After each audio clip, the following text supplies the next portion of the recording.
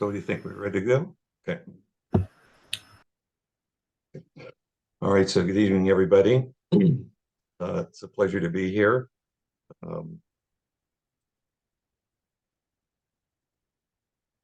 After we do a sitting, the topic tonight is going to be a topic that I really love. It's about fundamentally, it's about balance and practice.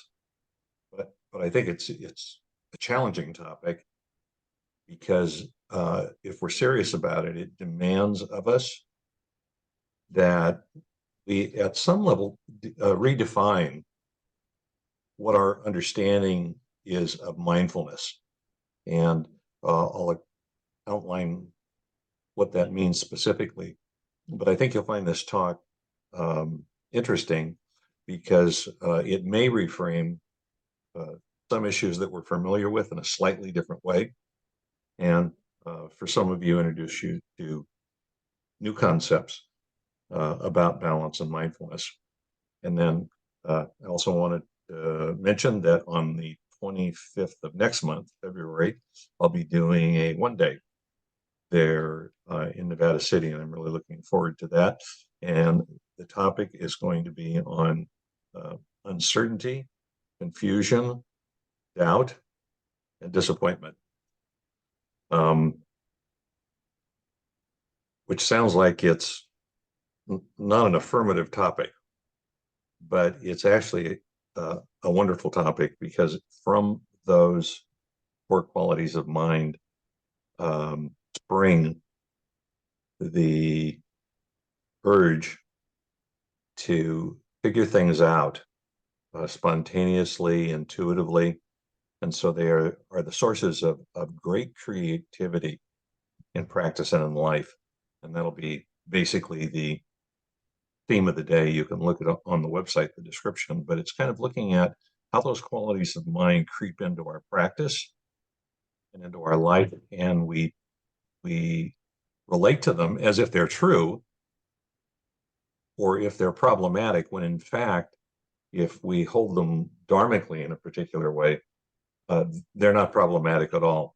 They're just the reverse. They're doorways, they're entryways, they're pathways to growth. So that should be a fun day. So we'll sit for a little while, and then maybe Robin, you can do the timing, because on my system, if I try to hit a bell, well, I can do the timing, but there will be no bell. I'll just bring us out of the sitting. Okay. And I'll do just a little bit of guiding because we may have some people who are newer practitioners. Okay.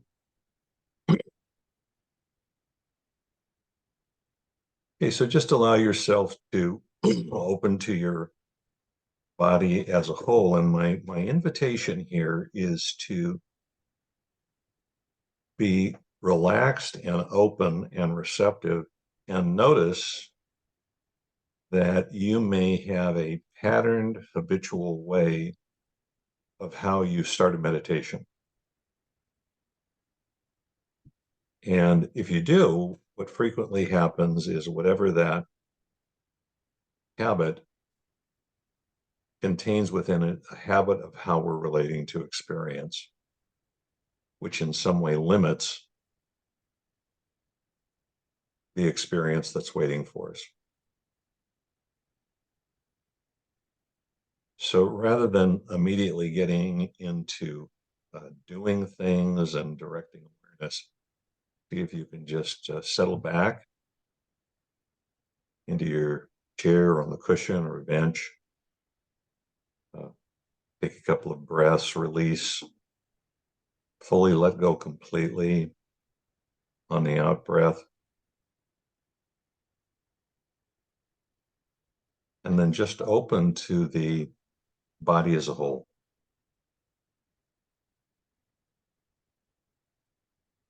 And notice that there may be sensations in certain locations. There may be an energetic tone. There may be an emotional tone or mood that's present. And it's just to notice and acknowledge these, not to do anything about them, because each one of those things, if they are present, shape the way that we perceive and experience the coming moments in meditation. And likewise, just notice the uh, quality of awareness that's present.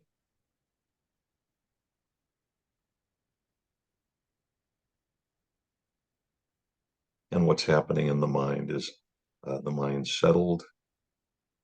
Have you brought in thoughts and concerns from the day, haven't left them at the door to the Dharma center or at the start of the meditation?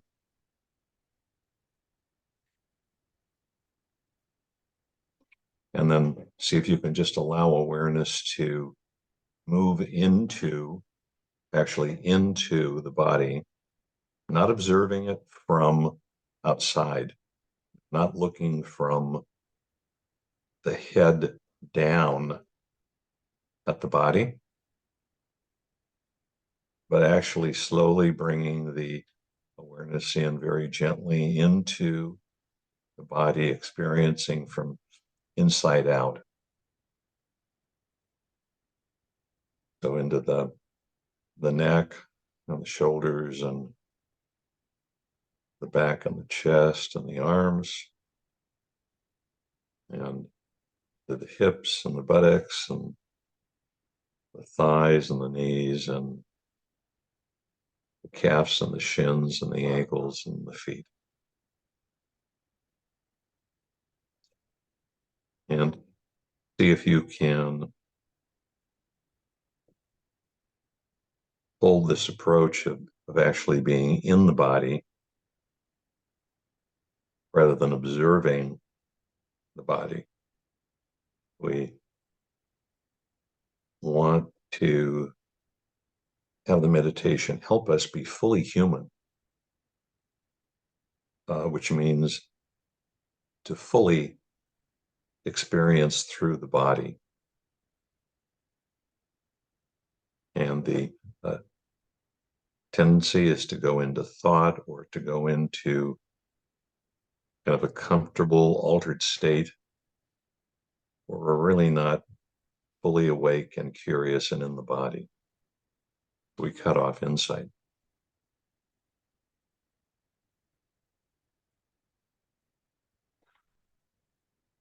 So if we're in the body, just noticing if there's anything that would be helpful in this moment to bring the hips in alignment with the spine and the neck and the head. So there's an alignment from the top of the head directly down through the neck into the spine and then into the cushion or the chair. And if we find that place, like I'm actually realizing that I need to put my hips further back in the chair, I need to bring my chin down a little bit, relax my shoulders, open my chest, and then suddenly the conditions are right where I can feel that sense of uprightness and ease and comfort because everything is in balance and aligned from the hips all the way up to the top of the head.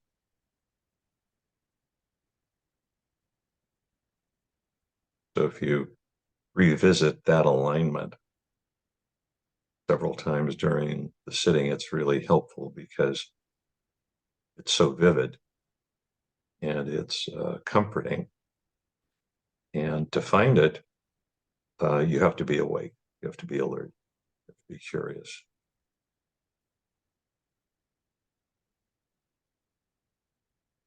And then whatever your normal method is of practice, whether you use the body as a whole or some kind of a body mapping or scanning, or if you use the breath, we can move to that now. But once again, whatever it is, see if you can actually be inside of the body and the experience. So we're not just riding on the wave of the breath.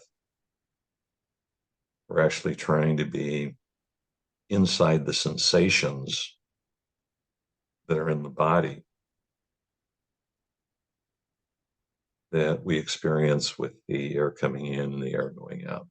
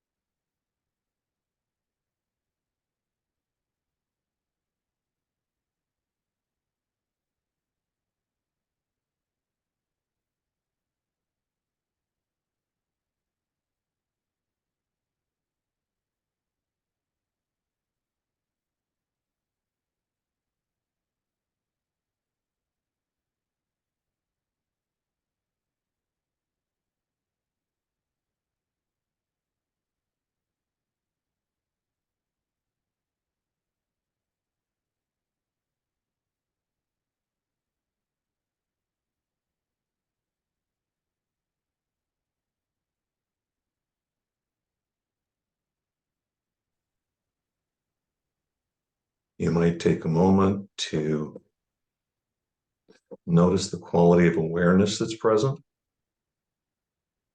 The model in this tradition is that we are actually present and attending to the experience that's unfolding. So the awareness has to be alert and bright, and there has to be an intention to actually stay in the moment and stay connected with experience. So if we can do that, it allows us to explore um, the experience and have intuitive discoveries, insight. But it all starts with the mind being awake, the awareness being awake, and attending to and exploring what's unfolding, particularly in the body.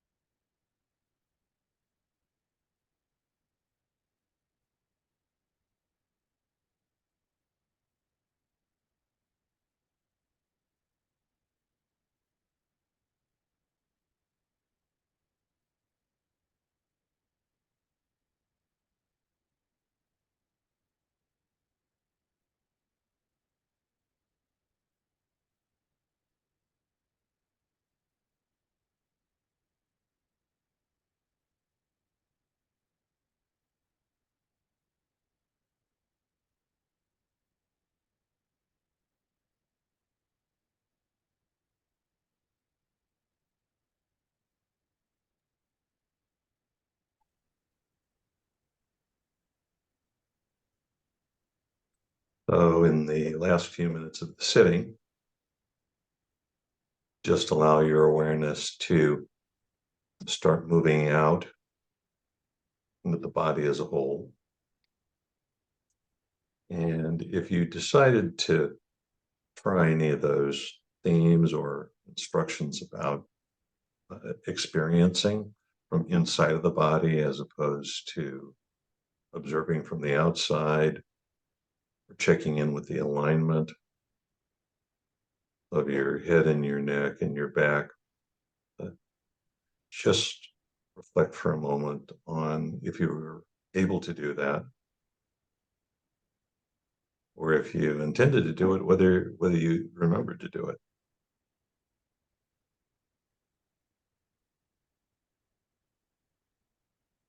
I think it's always helpful at the end of sitting, just briefly, to review what happened. Was there anything that we learned, anything we experienced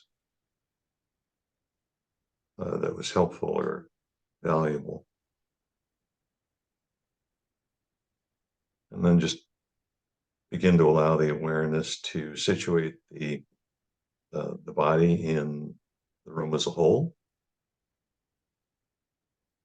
And whenever you feel comfortable, allowing the eyes to begin slowly opening and noticing the points of contact of the body with the floor, the chair, hands together, and bringing awareness back into present moment.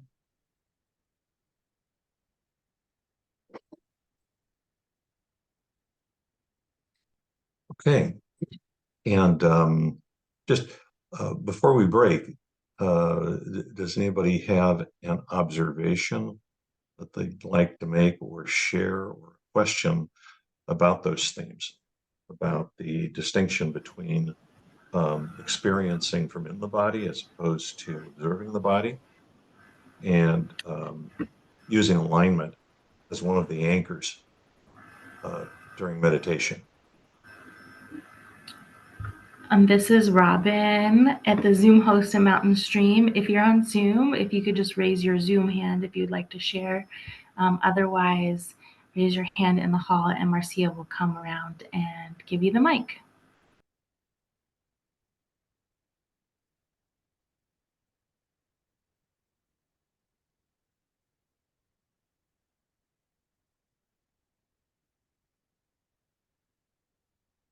Hey, Amanda?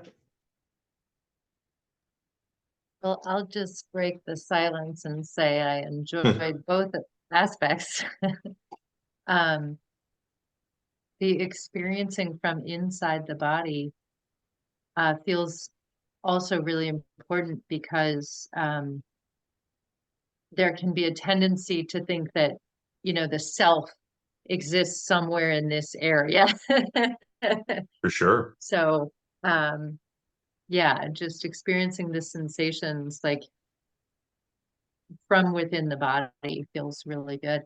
And the alignment piece, I don't know if this is where you got it from, but it reminded me of the arriving sequence that the followers of Philip Moffat do. I don't know much about it. I just know that the dropping in the word alignment feels really good to me, and it reminds me of the vision of a line going all the way up to the sky from the spine, extending the spine all the way up to the sky and extending the spine all the way deep into the earth at the same time. So. I'm not familiar with Moffat's that arriving, but this idea of alignment and grounding and balance. You see it in a lot of different traditions, and there's a 6-week, 8-week course that I teach. It's on a form of Vipassana meditation, which is completely built around looking into balance in your body and alignment in relationship to that balance. So, I mean, it's heavily body-based and really intuitive. So, different things work for different people, but I was always struck that when you look at the suttas, The historical Buddha, when asked about how is one liberated through mindfulness, he never said mindfulness of the mind. He said, there was qualities of the mind, but he always said it's mindfulness in the body. And the theory is that the body and the mind completely are infused. They're not separate. It's the Descartes version of the body and the mind. So Right. yeah. So thank you, Amanda. Thank you. One So, follow-up, what is that kind of meditation that you're going to be teaching in this 6-week course? What's the name for it? well, the course is entitled Finding Balance. Yeah. And the themes are balance and alignment in a whole series of different ways. Oh, okay. Okay. Got it. Yeah. Thank So it's a form of Vipassana, but it's you. using balance and alignment as your anchor. Yeah. And the primary anchors rather than your breath as the primary anchor. You still use your breath, but it's not the Yeah. primary anchor. The primary Yeah. anchor is balance and alignment. Yeah. Okay. Thank you. Yeah, it's fun. So thank you. Anybody else before we jump off? It's hard. I can't see. Maybe not. Okay. Well, we'll jump off, I guess, just for a quick break, like maybe 5 minutes. And then we'll come back. And the topic for the second half is the left wing of the bird and the right wing belong to the same bird. So, okay. See you in a minute.